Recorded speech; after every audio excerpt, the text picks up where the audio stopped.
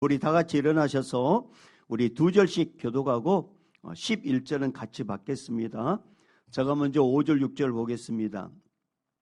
사무엘이 이르되 온 이스라엘은 미스바로 모이라. 내가 너희를 하여 여호와께 기도하리라 하매 그들이 미스바에 모여 물을 길어 여호와 앞에 붓고 그날 종일 금식하고 거기에서 이르되 우리가 여호와께 범죄하였나이다 하니라. 사무엘이 미스바에서 이스라엘 자손을 다스리니라.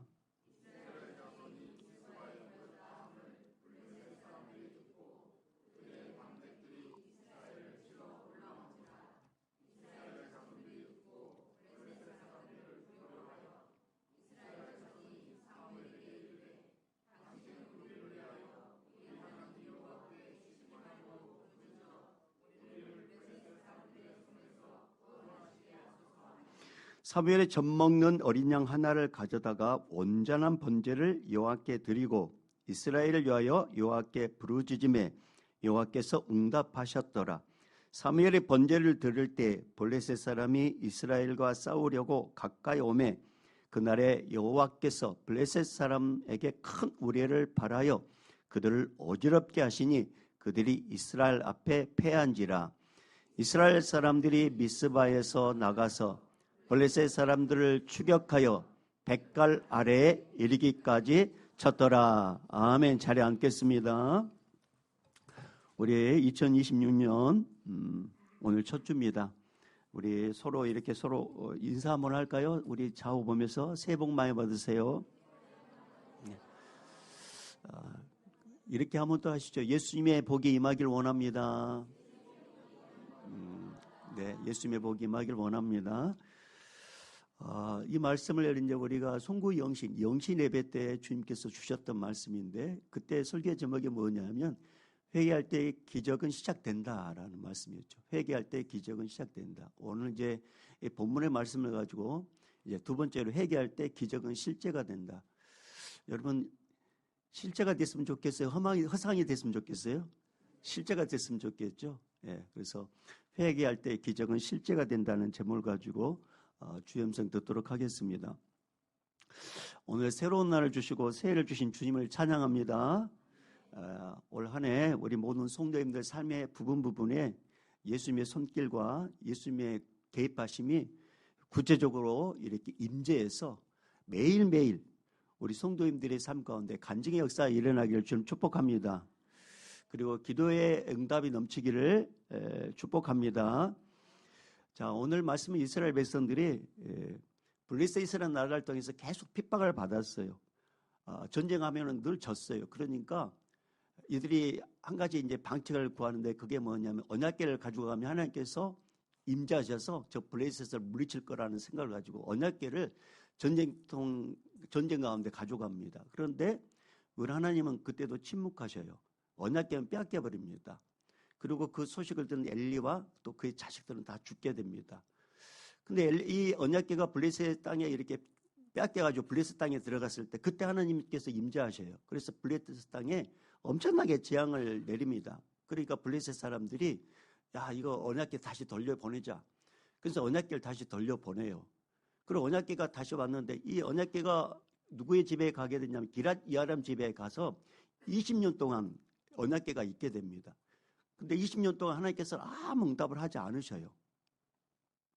여러분 마치 이런 것 같아요. 평소에 나와 어떤 관계가 없는 사람이 갑자기 연락이 왔어요. 누구 뭐 어떤 일이 있다고 뭐 장가 간다 시집 간다. 평소에 나와 이렇게 오랜만에 이렇게 일명식 오래전에 한번 만나가지고 만난 사람인데 나에게 뭔가 이렇게 뭐 어디 초대를 하거나 그러면 여러분 선뜻 마음이 가집니까? 선뜻 마음이 가지지 않잖아요. 미안합니다. 저만 그런 거예요. 저만 그런. 저는 이제 그런 건 아닌데 제 옆집에 살았던 친구가 오랜만에 이렇게 문자를 보냈어요. 김 목사, 이렇게 문자를 김 목사, 이렇게 교류가 없었는데 이렇게 오랜만에 이렇게 핑계 삼아 내가 한 가지 이렇게 좀 소식을 전하는데 내 아들이 장가 가네. 근데 부담은 갖지 말게. 근데 이걸 핑계 삼아서 연락하는 거네. 이렇게 저한테 문자가 왔더라고요. 정말 오랜만에 저에게 문자가 왔어요. 그렇다고 해서 제가 그 친구를 멀리한 건 아닙니다. 항상 마음에 있었고 또 그 친구의 그 소식을 저는 기쁘게 여겼습니다. 아, 이 친구가 나를 얼마나 생각했으면 또 이렇게 나에게 특별히 이렇게 이런 소식을 알려줬을까. 근데 여러분 어떤 관계성이 없는데 오랜만에 누군가 이렇게 길 가다 만났는데 그분에게 뭔가 이렇게 나에게 뭔가 연락 왔을 때 쉽게 움직이지 않잖아요. 이스라엘 백성들이 마치 그런 것 같은 거죠. 일반적인 아무런 문제 없을 때는 마음껏 살아요. 우상 섬기고. 그런데 위기가 당하니까 그때 아이고 하나님. 근데 하나님은 속지 않으셔요. 침묵합니다. 더군다나 언약궤가 돌아왔으면은 그러면은 하나님 임재를 상징 언약궤가 돌아왔으면 하나님께서 이 땅을 다시 사랑하셔서 이 땅에 우리 하나님을 잘 섬기라고 또 언약궤 보내셨구나. 그러면 하나님을 잘 섬겨야 되잖아요. 근데 기럇 야림 집에 20년 동안 방치시켜요. 그래 하나님께서 무슨 은혜가 넘치게도록 주시겠어요? 그러니까 백성들이 알아요. 도대체 웬일이야? 왜 하나님께서 응답해 주지 않지? 여러분 그런 경험 해보셨어요? 주님이 나에게 아무 사인도 주지 않아. 뭔가 답답한 문제가 있는데 주님께서 나에게 응답도 주지 않아. 마치 내 혼자 있는 것처럼 아무런 감동도 없이 사인도 없이 그러면 영적으로 어마어마하게 답답함. 여러분 그런 경험 해보셨어요? 지금 이스라엘 백성들이 그 상황이에요.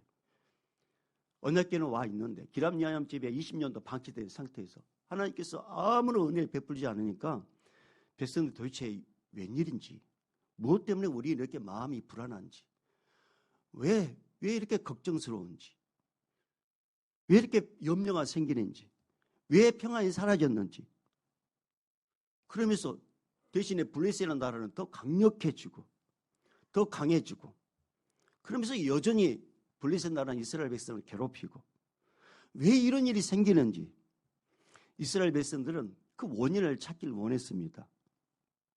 그래서 누구를 찾아가게 됐냐면 이때 당시에 사사 사무엘 선지자를 찾아가게 되는 거죠. 그러니까 사무엘 선지자는 이미 그 원인을 알고 있었습니다. 그건 영적인 문제라는 걸 알려주셔요. 영적인 문제다. 결론은 하나였습니다. 영적인 문제다. 복의 근원인 대신 하나님께서 침묵하고 복을 내리지 아니하니까 아무리 인간이 애를 써도요 평안이 임하지 않아요. 아무리 노력해도 기쁨이 없어요. 이거 영적인 것이기 때문에 그래요. 그래서 이때 그러면 어떻게 하면 좋을까? 어떻게 하면 하나님의 은혜를 다시 회복할 수 있습니까? 묻게 되자 사무엘 선지자가 회복의 길을 가르쳐 줍니다. 그게 뭐냐면 너희들이 은밀하게 섬겼던 우상을 먼저 버려라. 그리고 하나님만 섬기겠다고 결단해라. 그리고 미스바라는 곳에 모여서 회개하라. 그러면 나도 옆에서 기도할 것이다. 그래서 이스라엘 백성들이 미스바에 모입니다. 그리고 미스바에 모여서 제일 먼저 한 일이 기로운 물을 요 앞에 부어요. 이것은 정결 예식도 있지만 이런 의미도 있어요. 여러분 쏟아진 물은 다시 담을 수 없잖아요. 우리는 다시는 우상 섬기지 않겠다는 그런 다짐인 것도 돼요. 물 쏟는다는 것은. 그리고 종일 금식해요. 누가 시키지 않았음에도 불구하고 회개의 모습으로 종일 금식합니다. 그리고 이렇게 고백해요. 우리가 여호와께 범죄했습니다. 우리가 여호와께 범죄했습니다. 회개합니다. 한마디로 말하면 하나님을 섬기지 않고 은밀하게 우상을 섬겼다고 회개합니다. 이렇게 모여서 회개할 때 그럼 좋은 일이 생겨야 되는데 또 블레셋의 이스라엘 백성들을 공격하러 와요. 이스라엘 백성들은 이 상황을 사무엘 선지자에게 울리서 대신 기도해 달라고 부탁합니다. 사무엘 선지자는 번제를 드리고 기도하자 하나님께서 응답해 주시는데 하나님께서 갑자기 내가 너희와 함께하고 있다는 사실을 온 백성들이 들을 수 있도록 우레를 내리셔요. 번개 팍 우레를 날벼락에 이렇게 벼락치듯이 그게 얼마나 컸든지 이 블레셋 군인들이 혼비백산해가지고 겁을 먹고 도망갑니다. 근데 한 번도 일어나지 않는 일이 있었어요. 그게 뭐냐면 이스라엘 군인들이 그들을 추격해가지고 벳가레라는 곳에 가서 쳐서 죽이는 일을 해요. 그리고 돌아왔을 때 사무엘 선지자가 이것 너희 힘이 아니라 하나님께서 도와주셔서 너에게 승리를 준 것이다. 이것을 기억하라고 잊지 말아라. 그래서 에베네스라는 곳에 돌을 세워놓고 미스바와 센 사이 그곳에 돌을 하나 세워놓고 에베네셀 여호와께서 여기까지 도왔다. 이것을 잊지 말아라고 이렇게 딱 이정표를 세웁니다. 여러분이 평소에 주님과 어떤 깊은 관계를 맺지 않다가 인생의 어려운 문제에 당했을 때 주여! 물론 주님이 응답해 주실 수도 있지만 주님은 우리를 잘 아셔요. 그 문제에 응답해 주면 또 주님을 멀리할 걸 아시기 때문에 주님이 친밀해질 때까지 때로는 기다릴 수 있어요. 그러니까 여러분 주님과의 관계가 날마다 주님과 깊은 관계가 늘 있어야 돼요. 그럴 때 주님께 도움을 요청하면 주님은 언제든지 관계가 깊기 때문에 이 문제가 네가 해결할 문제가 아니다. 그럼 미리도 이렇게 말씀도 주시고 그래 내가 알아서 해결해 줄게. 미리 응답해 주시고 그러니까 미리 말씀을 보내셔요. 그리고 그 문제를 해결해 주시는데 그런데 여러분 주님과 아무 관계도 없이 주일날 딱 일부 예배만 딱 와가지고 예배 드리고 세상에 마음대로 살다가 인생의 문제를 딱 당했을 때 오 주여! 그러면 우리들이 흔히 하는 말이 있지 않습니까? 네. 흔히 하는 말이 또 뭐가 있다고? 벼르또? 낯짝 있는 줄 모르겠어요 저는. 네. 그만큼 이게 염치 없는 일이라는 거죠. 그렇다고 해서 우리 예수님이 우리를 사랑하지 않는 게 아니에요.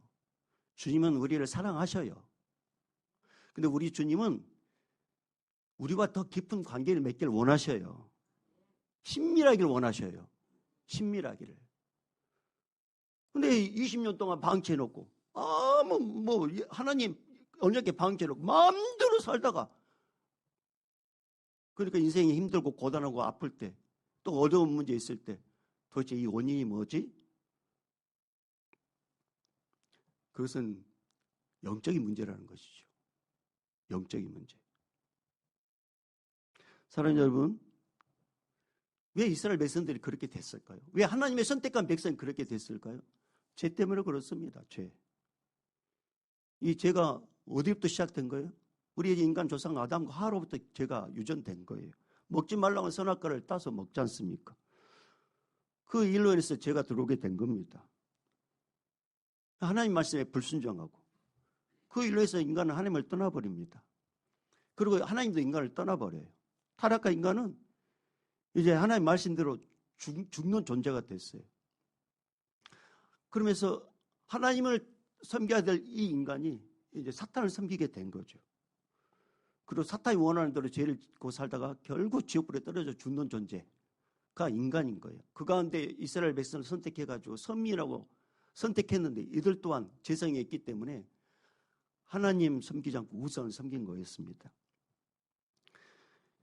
이게 우리 인간의 실존이라는 거죠. 여러분 우리 문제 없으면 우리 안에 다 우상들이 하나씩 다 또 이렇게 죽순이 어느 순간인가 막 이렇게 쫙 자라나는 것처럼 봄이 되면 죽순이 어느 순간에 쑥 자라나는 것처럼 여러분이 주님과 어떤 깊은 관계를 맺지 않으면 내 안에 또 다른 우상이 반드시 있게 돼요. 그게 자식이 될 수 있고 그것이 나의 건강이 될 수 있고 그것이 누군가의 관계가 될 수 있고 그것이 나의 물질이 될 수 있고 그렇다고 해서 물질이 나쁘다는 게 아니에요. 물질이 우상이 된 게 문제라는 거죠. 이게 우리 인간의 실존입니다. 그런데 이렇게 살다가 지옥불에 떨어진 인간을 사랑하신 우리 하나님께서 이 죄 문제 해결해 주시겠어 이 땅에 제2격 성자 하나님을 보내지 않습니까? 그분이 바로 예수 그리스도십니다. 예수님은 성부 하나님 말씀에 순종하여 이 땅에 오셨어요. 인간으로 오셨습니다. 이 땅에 순종하심으로 오신 예수님은 공생의 기간 동안에 예수님과 친밀한 관계를 맺는 자, 예수님의 하신 말씀에 순종한 자에게 어떤 일을 일어나는지를 그들이 상상할 수 없는 일을 보게 만드셔요. 주님의 말씀에 순종하고 주님과 친밀한 교제를 맺는 자들에게 주님께서는 그들이 상상할 수 없는 놀라운 일들을 직접 만나게 하고 경험케 하시는데 수많은 사람들 가운데 그 사람 한 사람을 생각한다면 한 곳을 생각한다면 바로 요한복음 2장에 나오는 말씀이에요. 가나 혼인잔치에 포도주가 떨어졌습니다. 마리아는 이 사실을 예수님께 아뢰요. 그리고 마리아는 곧바로 하인들에게 갑니다. 주님이 무슨 말씀하시는지 너희는 그대로 해라. 이 말이 떨어지자마자 예수님께서 하인들을 부릅니다. 그리고 명령합니다. 항아리에 물을 가득 채우라. 그리고 그 물을 떠서 연회장에 갖다 줘라. 하인들은 그냥 예수님 말씀하신 대로 그냥 순종했습니다. 이해가 되지 않아도. 이거 소용없는데 물 떠다 주는 무슨 역사 일어날까? 자기의 고집을 버리고 그저 주님의 하신 말씀대로 그냥 순종합니다. 그런데 이 하인들이 놀란 걸 경험해요. 분명히 항아리에 물을 떠서 연회장으로 가는 순간에 이 물을 보고 간단 말이에요. 이렇게 물을 보고. 근데 점점 연회장과 가까이 하면서 점점 이 물이 포도주가 되는 걸 이들이 보게 돼요. 물 떠서 연회장에 갖다 주자 연회장이 깜짝 놀립니다. 어디서 이런 좋은 포도주가 나왔냐? 성경 말씀에 연회장을 알지 못했다고 했습니다. 그런데 성경은 곧 이어서 이렇게 이야기합니다. 하인들은 알더라. 똑같은 공간 안에 있어도 주님의 역사를 하인들은 알았지만 주님의 역사를 다른 사람들은 몰랐다는 거죠. 주님과 친밀하고 주님의 말씀에 순종한 자에게는 똑같은 공간 안에 있어도 주님의 역사심을 볼 수 있지만 똑같은 공간 안에 있어도 주의 말씀에 순종하지 않으면 거기는 역사를 볼 수 없어요. 사랑하는 여러분, 저는 2026년도 우리 모두가 주님의 살아계심을 주의 이름으로 경험하기를 축복합니다. 주님의 역사하심을 저 사람은 경험하고 나는 경험하지 않고 늘 신앙생활이 어제 오늘 똑같고 변화도 없이 성장도 하지 않냐고 항상 그 상태에 있으면 그런 성숙하지 않는 신앙인인 거죠. 우리 예수님이 안 살아계신 게 아니잖아요. 예수님은 살아계십니다. 예수님은 친밀한 자에게 주님은 역사하셔요. 남들이 보지 못하는 놀라운 기적을 보게 만드셔요. 놀라운 기적을. 연말에 이제 이렇게 많은 분들이 우리 가족을 초대해가지고 맛있는 식사를 대접하고 또 이렇게 차를 대접하는 그런 일을 이 작년에 2025년도 작년에 벌써 1년이 됐네요. 연말에 이제 제가 이렇게 은혜를 받았습니다. 근데 어떤 분이 그런 말 하더라고. 우리 교회 두 가정에 하나님께서 어마어마한 복을 주셨다고. 감아보니까 정말 엄청난 복을 주셨더라고요. 제가 알 수 있도록. 제가 볼 수 있도록. 근데 그 복을 저도 받았더라고요. 왜요? 저는 개척할 때 집에서 개척했거든요. 근데 주님께서 우리 성도인들 이렇게 붙여주셔가지고 상가에서 5년 만에 주님이 불쌍히 여기셔가지고 몇 평이라고 말하지 않겠지만 이 땅을 주시고 성전을 이렇게 예배당을 지어서 이 공동체와 함께 이렇게 같이 예배드리도록 하게 하셨는데 이거 전적인 주의 은혜였습니다. 여러분 어디 가서 이렇게 주님 살아계심을 보여주십시오라고 어디 가서 찾을 필요 없어요. 충청중앙교회가 증거입니다. 주님 살아계십니다. 이게 다 주님의 살아계심 증거란 말이에요. 여러분 순종이 제사보다 낫다는 말씀 있지 않습니까? 아무리 예배 시간에 은혜의 말씀, 약속의 말씀이 선포되어도 그 말씀대로 살지 않으면 아무런 일은 일어나지 않습니다. 그러나 이해가 되지 않아도 손해가 될 것 같아도 그 말씀이 하나님의 말씀이고 그 말씀이 창조주의 말씀이고 그 말씀이 예수님의 말씀이라면 순종할 때 그 나머지는 주님이 일하십니다. 근데 주님이 일하지 않는 이유는 뭐냐면 내가 순종하지 않으니까 일하지 않는 거죠. 여러분 오늘 말씀에서 이스라엘 백성들이 하나님의 일을 직접 눈으로 보게 돼요. 이게 내성을 우리를 내리잖아요. 그리고 한 번도 없는 일들을 경험하게 돼요. 블레셋이 도망칩니다. 그리고 지금 이 이스라엘 백성들이 모인 이유는 회개하려고 모였잖아요. 전쟁하려고 모인 게 아니에요. 전쟁하려고 모였다면 뭔가 무기도 있어야 되잖아요. 근데 이스라엘 백성들이 무기도 없어요. 근데 그들을 추격하죠. 가는 길에 뭐 막대기 하나 주고 갔는지 어떤지 모르는 거 아니에요. 가는 길에 막 추격해가지고 블레셋을 물리치는 그런 역사를 눈으로 보고 귀로 듣고 그 다음에 실제적으로 경험하게 됐습니다. 이 결정적인 이 은혜의 출발점이 뭔지 아십니까? 하나님께서 사무엘 선지자를 통해 주신 말씀을, 회개하라는 그 말씀을 이스라엘 백성들이 미스바에 모여서 그대로 했기 때문에 그 은혜의 출발점이 바로 거기서부터 시작된 거예요.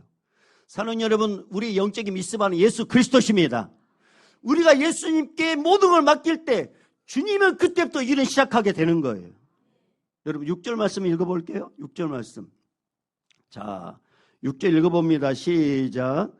그들이 미스바에 모여 물을 길어 여호와 앞에 붓고 그날 종일 금식하고 거기에서 이르되 우리가 여호와께 범죄하였나이다 하니라. 사무엘이 미스바에서 이스라엘 자손을 다스리니라. 자, 쉬운 말 성경에 이렇게 기록되어 있습니다. 이스라엘 백성이 모두 미스바에 모였을 때 그들은 물을 길어다가 주 앞에 부었다. 그날은 아무것도 먹지 않고 자신들의 죄를 고백했다. 우리가 주님을 거슬러 죄를 지었습니다. 사무엘은 그곳 미스바에서 백성들을 이끌어 나갔다. 이렇게 됐어요. 사무엘은 백성들을 이끌어 나갔다. 하나님은 사무엘 선지자에게 말씀을 주셨고 사무엘 선지자는 그 말씀을 그대로 선포했고 이스라엘 백성들은 사무엘 선지자의 말씀을 하나님의 말씀으로 받고 순종함으로 회개했을 때 기적은 시작되었습니다. 사랑하는 여러분, 말씀이 육신에 이 땅에 오신 예수 그리스도, 그분은 우리의 구원자십니다. 그분은 말씀으로 오늘 또 역사하신 분이셔요. 이 은혜의 시작점, 이 은혜의 출발점, 이 기적의 출발점은 바로 믿고 순종하고 회개했을 때 그 기적은 실제가 되었습니다. 그런데 현실은 달랐잖아요. 현실은 회개하고 기도하고 회개했으면은 뭔가 이렇게 복이 임하주고 하나님께서 강력하게 뭐 어떤 또 다른 방법으로 임재해야 될 텐데 현실은 달랐어요. 현실은 어떻게 달랐느냐? 블레셋이 쳐들어온 거죠. 회개하고 순종했는데 나타나는 현상은 두려워하는 일이었습니다. 블레셋이 쳐들어왔어요. 인간적인 눈으로 보면 절체절명의 위기입니다. 제가 서두에 얘기한 것처럼 이스라엘 백성들 무기도 없어요. 싸우려고 모인 것이 아니라 지금 회개하라고 모였어요. 회개하려고. 싸울 준비도 안 된 상태입니다. 이때 백성들이 할 수 있는 일은 사무엘 선지자를 찾는 일이에요. 자, 그게 8절 말씀이에요. 자, 8절 말씀. 자, 7절 8절 읽어봅니다. 시작. 이스라엘 자손이 미스바에 모였담을 블레셋 사람들이 듣고 그들의 방백들이 이스라엘을 치러 올라온지라. 이스라엘 자손들이 듣고 블레셋 사람들을 두려워하여 이스라엘 자손이 사무엘에게 이르되 당신은 우리를 위하여 우리 하나님 여호와께 쉬지 말고 부르짖어 우리를 블레셋 사람들의 손에서 구원하시게 하소서 하니. 지금 이 이스라엘 백성들이 할 수 있는 것은 뭐냐? 제발 우리 위해서 쉬지 말고 부르짖어 기도해 주십시오라고 사무엘에게 가서 부탁한 일이었습니다. 이거 한마디로 말하면 지금 이 난관의 문제는 우리는 해결할 수 없다는 그런 뜻이에요. 이것은 우리의 힘으로 안 됩니다라는 그런 뜻입니다. 그러니까 사무엘 선지자께서 우리 대신 기도해 달라고. 이 문제 우리가 해결할 수 있는 문제가 아닙니다. 오직 하나님만 해결할 수 있다라는 이것을 이들은 사무엘 선지자에게 우리 위해서 기도해 달라고 그걸 부탁한 거예요. 여러분, 얘가 비슷한 일맥상통한 말씀이요. 예수님 공생애 때 있었던 내용과 거의 비슷합니다. 마가복음 4장 35절 이하 보면 예수님과 제자들이 배를 타고 가요.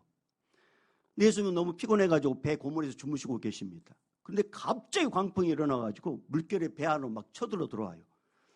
성경 말씀은 배에 가득하게 되었다 했거든요. 배에 가득하게 되었다. 제자들은 나름대로 위기를 극복하려고 예를 써봤지만 소용없었습니다. 그때 배 고물에 주무시고 계신 예수님이 생각났어요. 제자들 예수님을 깨우면서 우리가 죽게 되었는데 돌봐주지 않으십니까? 그러면서 예수님 제발 이 문제를 좀 해결해 주세요. 우리는 이 문제 해결할 수 없습니다. 예수님 제발 이 문제 해결해 주세요. 그래서 예수님을 찾습니다. 예수님은 제자들이 깨울 때 예수님은 아무 문제 없는 것처럼 일어나십니다. 그리고 바람을 꾸짖으면서 바다더러 잠잠하라, 고요하라, 이렇게 외마디 외치자 바람이 그치고 아주 잔잔해졌습니다. 예수님 문제를 다 해결하신 후에 제자를 향하여 이렇게 말씀합니다. 어째 이렇게 무서워하느냐? 너희가 어찌 믿음이 없느냐? 여러분, 창조주가 되시고 구원자 되신 예수님이 그 배에 탔는데 그 배가 침몰되겠어요? 침몰되지 않습니다. 이미 예수님께서는 그런 일이 일어나기 전에 오병이의 기적을 베풀어주고 여러 가지 이적을 베풀어 주셨어요. 하나님만이 할 수 있는 일을 보여주셨단 말이에요. 근데 막상 그들이 이렇게 문제를 만났을 때 그들 나름대로 뭔가 열심히 해봤는데 이거 우리 문제가 우리가 해결할 수 없어. 그래서 예수님을 깨웠던 거예요. 그러면은 이 문제를 만나기 전에 가장 먼저 해야 될 게 뭡니까? 가장 먼저 예수님을 찾아야 되잖아요. 근데 제자들은 나름대로 인간적인 방법을 다 사용해 봅니다. 근데 안 돼요. 그러니까 예수님을 찾았던 거죠. 그렇다고 해서 예수님께서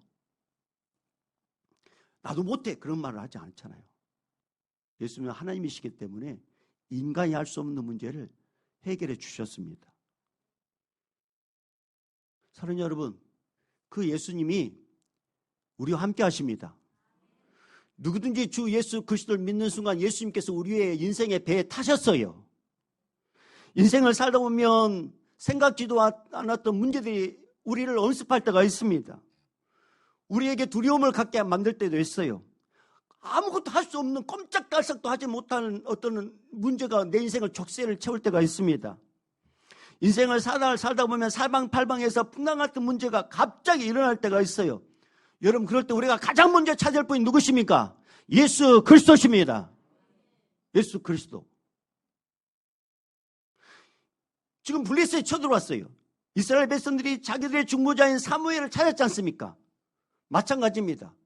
인생의 문제를 만날 때 우리 인생의 주인 되시고 우리 인생의 중보자 되신 예수님, 나와 함께 하신 예수를 가장 먼저 찾아야 되는 거예요.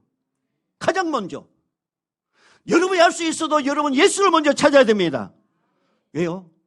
예수님은 완벽한 하나님이시고 예수님만이 그 문제를 깨끗하게 해결해 줄 수 있기 때문에 그렇습니다.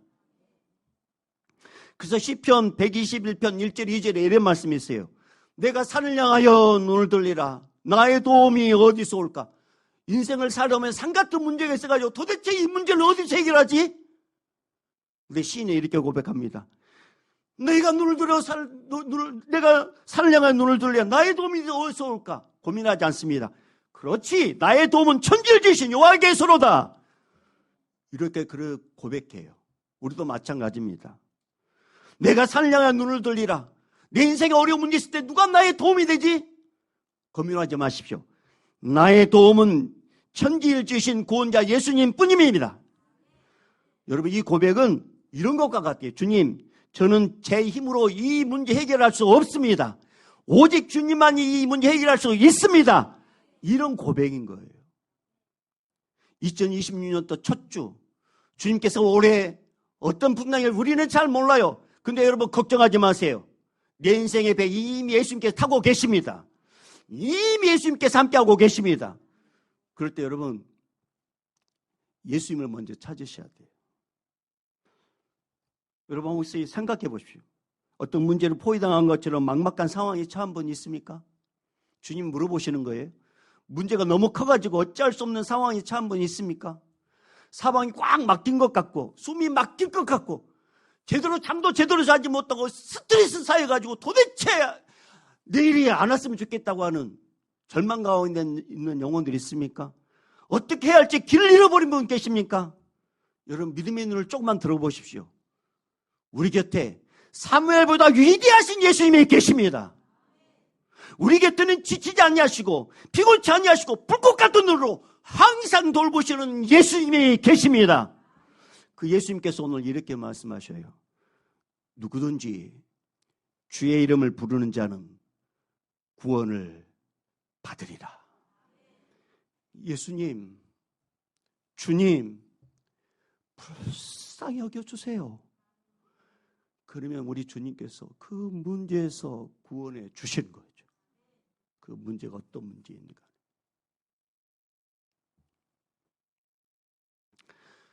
이스라엘 백성들의 간청으로 사무엘 선지자는 번제를 드린 후 여호와께 부르짖고 그리고 응답을 받았다고 9절은 말씀합니다. 여러분 9절 한번 읽어볼게요. 9절. 자, 9절 읽어봅니다. 시작.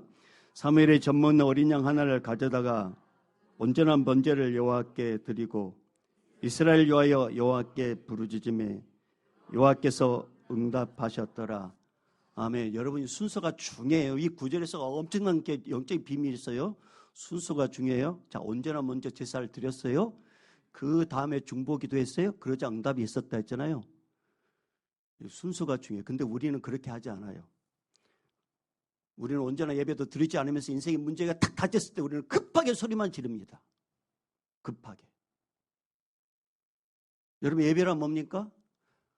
지옥과 나를 구원해 주신 그 구원자 되신 예수님을 너무 감사해서 주님께 찬양하고 감사하는 게 예배 드리는 거예요. 이게 온전한 제사예요. 이건 놔두고 인생을 살다 급한 문제 있으면 우리는 부르짖기만 한다는 거죠. 근데 순서가 있잖아요. 순서. 온전한 번제. 여러분, 예배는 구원받는 자라면 기쁨으로 드리는 것이 마땅합니다. 그래서 로마서 12장 1절 2절에 이 험악한 이 시대에 살고 있는 우리들에게 예배가 아무것도 아니라고 생각하는 이 세대를 향하여 이렇게 말씀하고 있어요. 그러므로 형제들아, 내가 하나님의 모든 자비하심으로 너희를 권하노니 너희 몸을 하나님이 기뻐하시는 거룩한 산 제물로 드리라. 이는 너희가 드릴 영적 예배니라. 너희는 이 세대를 본받지 말고 오직 마음을 새롭게 함으로 변화를 받아 하나님의 선하시고 기뻐하시고 온전한 뜻이 무엇인지 분별하도록 하라. 여러분, 이게 무슨 말입니까? 이 세대는 어떤 세대입니까? 하나님을 제대로 섬기지 않는 세대, 자기 속에 옳은 대로 사는 세대, 구원자 되신 예수님께 감사하지도 않고 이 예배가 감격이 하고 감사가 아니라 이 예배가 짐처럼 여린 세대. 거기에 무슨 은혜를 주님께서 부어주시겠어요? 여러분, 우리 일상에서도 순서가 틀리면 풀리지 않는 문제들이 많지 않습니까? 순서가 필요하다. 순서. 자, 예를 들어서 거대한 저수지가 있습니다.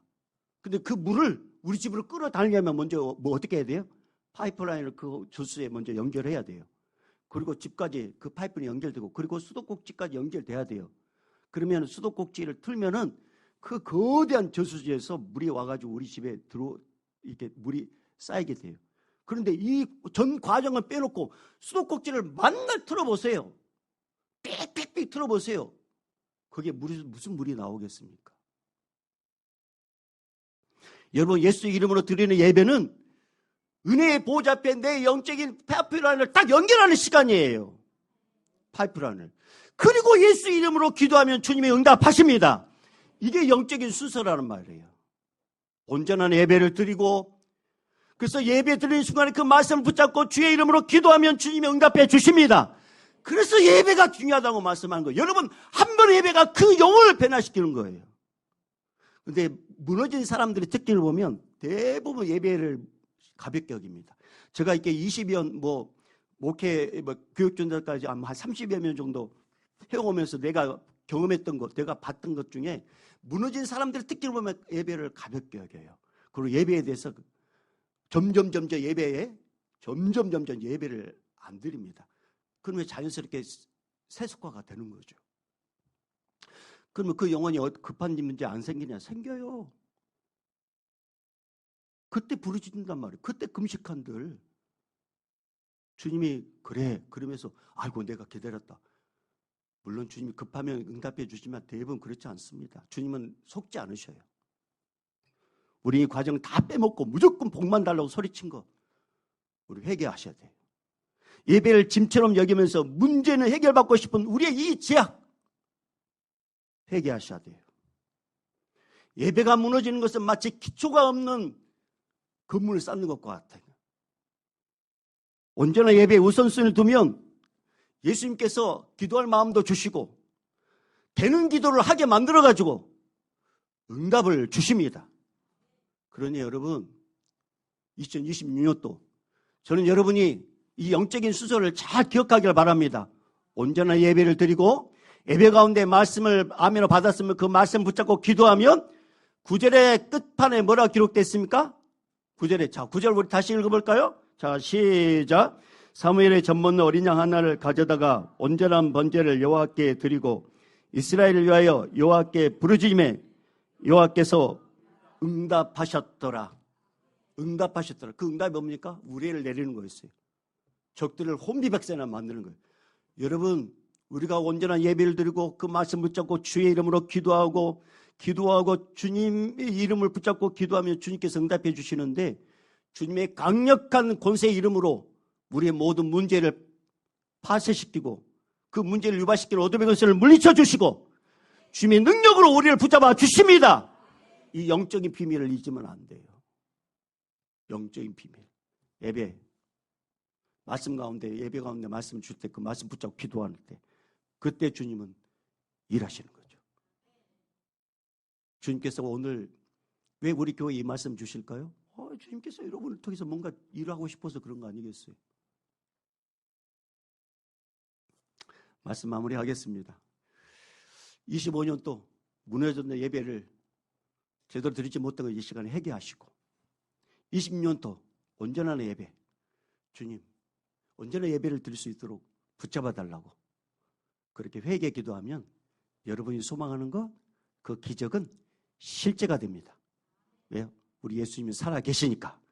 할렐루야. 자, 따라합니다. 예수님은 살아계시다. 예수님은 나와 함께 하시다. 그래서 2026년도는 주님께서 어마어마한 지금 기적을 베풀려고 준비하고 계십니다. 우리 모든 성도님들이 그 기적의 주인공 되기를, 간증의 주인공 되기를 주님 축복합니다. 이제는 우리 주 예수 그리스도의 은혜와 하나님 아버지의 극진하신 사랑하심과 성령님의 감화감동교통 충만한 힘이 이제부터 영원히 있을지어다. 아멘.